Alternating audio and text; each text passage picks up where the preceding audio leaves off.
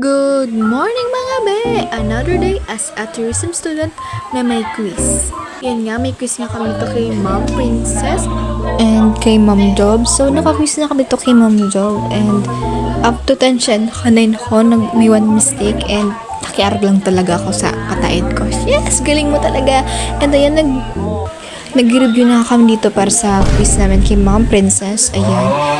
Yung mga babae, pakaboyak. Ayan. So, ayan, habang inaantay namin si Ma'am Princess, sobrang tagal niya talaga dumating dahil na para bang ano ba talaga, darating ka ba talaga, hindi. At ayan, nag-chat na siyang hindi siya magdadating. Ayan, hindi ko alam kung magiging masaya ba ako o ano. Ano ba talaga? Ayan.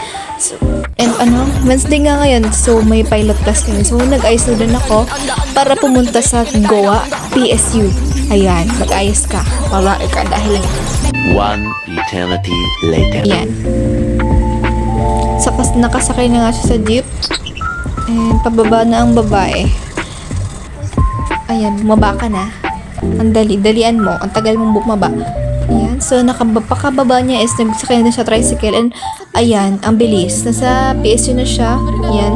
So kinakabahan niya kasi dito baka late and baka mag-knock kami ng door and ayoko mag-knock kasi nakakahiya. Ayan. So so lucky kasi hindi pa naman late ang babae. Ayan, nakasama niya pang iba mga sponsor na sobrang gaganda naman talaga ng mga babaeng yarn. So, kanya-kanyang gawa na ng mga tasking ang mga babae. And pabigat lang talaga siya. Wala siyang pakinabang. Ayan. Pabigat lang. Puro lang ganda. May ganda ba? Ayun. So, pass forward na sa LCC na siya. Nagtibid talaga ako dito kasi gusto ko bumili ng facial wash. Kasi naubos na yung facial wash ko na pants. Kasi medyo nahiyang ang babae doon. Sana talaga is mahiyang na talaga siya dyan. Yan, hindi ako naggastos din, hindi ako nag-recess, hindi ako talaga gumastos para mabili yan. Ayan.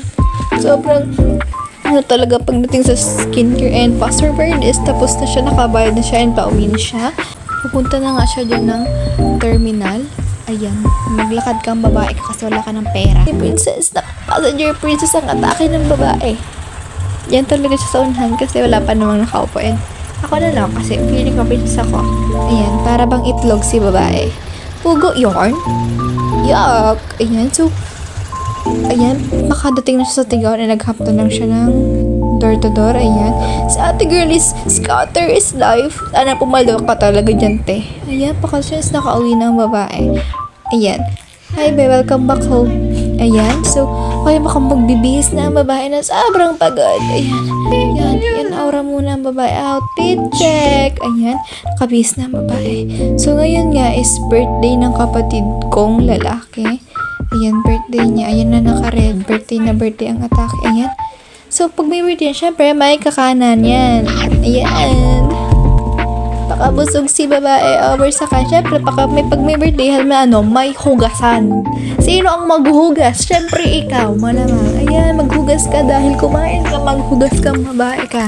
Ayan, sigbilisan mo kumilos, be. Pagkatapos niyan is naghilamos na din siya. And pagkatapos niya maghilamos, is nag-sleeping beauty na ang babae.